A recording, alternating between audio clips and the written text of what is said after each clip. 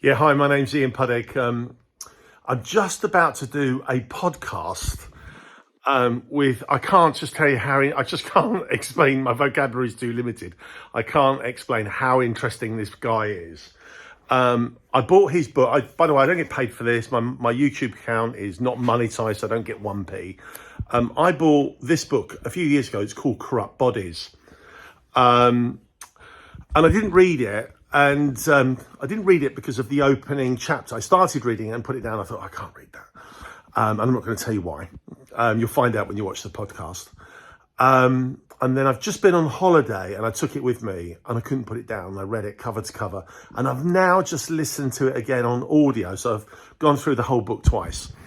And it's about Peter Everett. Peter Everett is a wonderful man, a very, very nice man. And he was the morgue superintendent at Southwark morgue. And it's his story of working in a morgue. So you think, well, you know, what's special about working in a morgue? Well, this, like many other morgues throughout the UK, suffer from serious corruption. And the corruption levels beggar belief. But like most institutions, they don't fight the corruption. They just cover it up because that's easier to do. And it's less embarrassing than obviously having to deal with the fact that they're running an organisation which is inept and corrupt. So when we talk about corruption, what does that actually mean? Well, staff members stealing money, jewellery, watches, Rolex watches from dead bodies, selling body parts, cutting the dead up, taking parts out and selling to organisations. Well, you know, who's buying them? Well, you're going to find out. How much a body part's worth in London and in the UK. And this isn't just like you go, well, this is one isolated case, or there's some bad people in Southwark morgue. No, this is a national problem.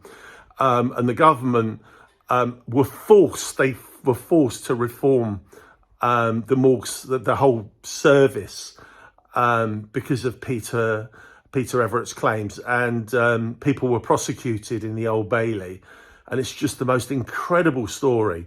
So I'll put a link in the description, but I'm going to be interviewing. I'm a stalker. I've tracked down Peter Everett a couple of weeks ago, and I spent a day with him down at his house last week, just discussing this, and it's just mind-blowing. There's so much more to talk about. London serial killers. Did you know there are London serial killers that literally have got away with murder? We're going to be talking about that and who they killed, and you know, more importantly, why did they get away with it? How did they get away with it? Secret mortuaries being carried out in the night. There's no records, no paperwork. Government, what's the government doing in a mortuary at 2 o'clock in the morning? You're going to find out. What other tidbits? Spies turning up during the Cold War with mysterious pink tablets in their mouth, and then they're coming in for a pathologist to come through and dissect and check through, and all of a sudden the body is removed and no questions asked. If you've got, and this is why I'm making this little teaser video, if you have any questions that you would like me to pose to Peter when we do the podcast in a couple of weeks' time, just leave them in the description. Leave them, if this is on Facebook or Twitter, just leave your messages. I will read them and I will respond. And I will be delighted to put them through to Peter. And we'll be doing it here in our little distillery here in North London. We'll be filming it here. It's an incredible story. I'm really looking forward to it. Now, what's even better is when Peter left the Death Empire, which is where he worked, the mortuary, what did he do? I don't know if I should tell you at this point. It is mind-blowing. You'll find out when we do there's going to be a second podcast. I can do that now. I'm already writing the second podcast, and we haven't even done the first one yet. If you think what we're about to discuss is mind-blowing, wait till we're about to discuss in a second. You don't know.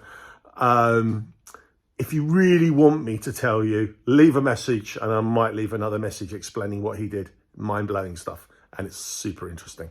Thank you for the follow.